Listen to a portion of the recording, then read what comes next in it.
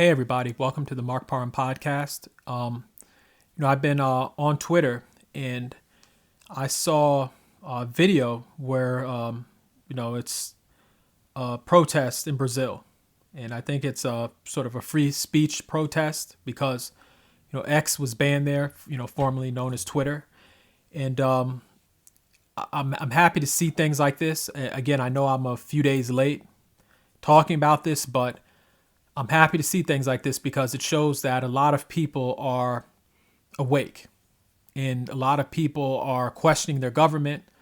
A lot of people are, saying to themselves, what's so dangerous in us having this app on our phone? Like, I like when people are asking questions because, in certain other places in the world, you can't ask questions. You can't protest without, bad things happening to you. And so I'm glad that the people of Brazil, they're brave, they're out there and they're saying, this is wrong. And I think it's a good thing that people aren't just going along with fake narratives. I mean, if you look at Twitter, now it's X, but I think it's a great place for people to get ideas, for people to talk about science, for people to talk about politics. And, why somebody would think that's a bad thing, it's almost crazy to think, but it doesn't surprise me. I mean, some of these countries are saying to themselves, oh, well, we don't influence people like we used to, so we have to crack down on speech and throw people in jail. And I think that's the wrong way to handle things. If you look at, countries like North Korea, I mean, where they have, television stations where it's only one perspective. I mean, who wants to live under that? And so I'm happy to see what's going on in Brazil. And I think that more people are going to stand up. I mean, sometimes people get inspired. And I know from the images that I'm seeing, I mean, it was a lot of people out there. Like, this wasn't something where, 10 people are banging on a drum somewhere saying, oh, well, we're tired of censorship. Like, this was a lot of folks. And with information, you can try to hide information. You can try to keep information away from people, but people are always going to find new ways to access new information. Whether people are using VPNs, whether people are, using certain browsers online, people are always going to find a way to learn about things. And, for people in the government to think, well, if we crack down on this social media website, this will stop the problem. I mean, there's tons of other websites, there's tons of social media apps that, the mainstream media and the governments don't know about. And if they do know about them, then, people can always set up something else, or people can always get on a computer and print things out. And so this whole thing where you're going to stop people from thinking or reading certain things. It's just crazy, especially in 2024. Like, let's just say all the social media sites were banned around the country. People can just easily print out something from a website or a blog that they see. I mean, so people are always still going to get their information. I'm sure there's folks in Brazil right now that are using other apps, or they're going to certain websites where, people are talking about censorship in the government and things like that.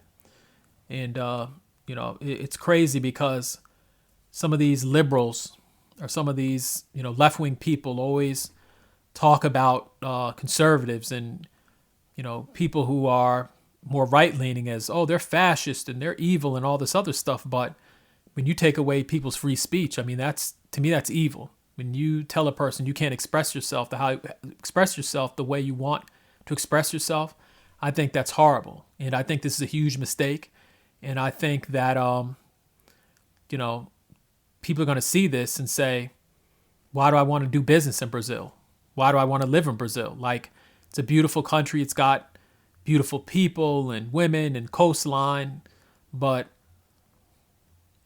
who would want to, live in a country that's acting like North Korea? I wouldn't.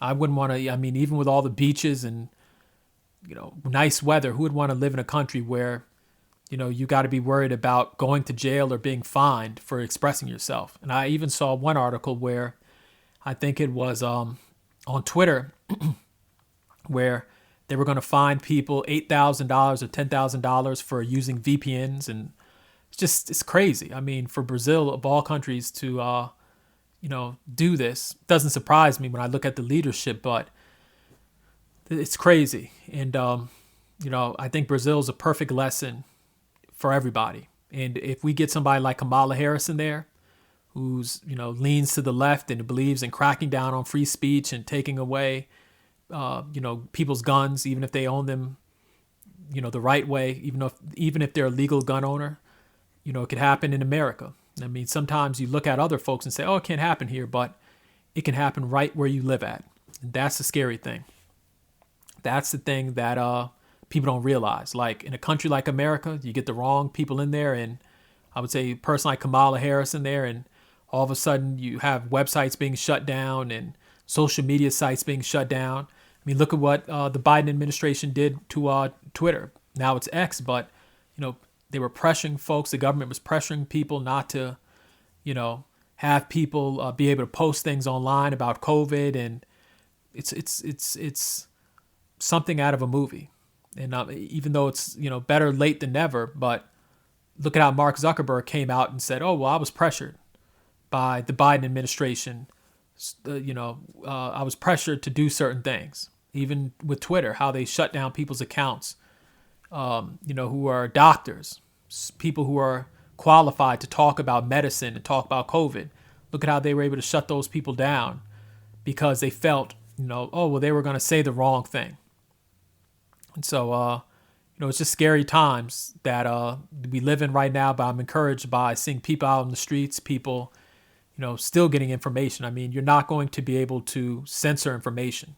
People can try all they want now. There's so much technology out there. There's all sorts of things people can do to get around the system. So, when one thing closes down, another thing pops up. And so I'm just very happy about what I see in Brazil with people just standing up and saying, no, we don't approve of this.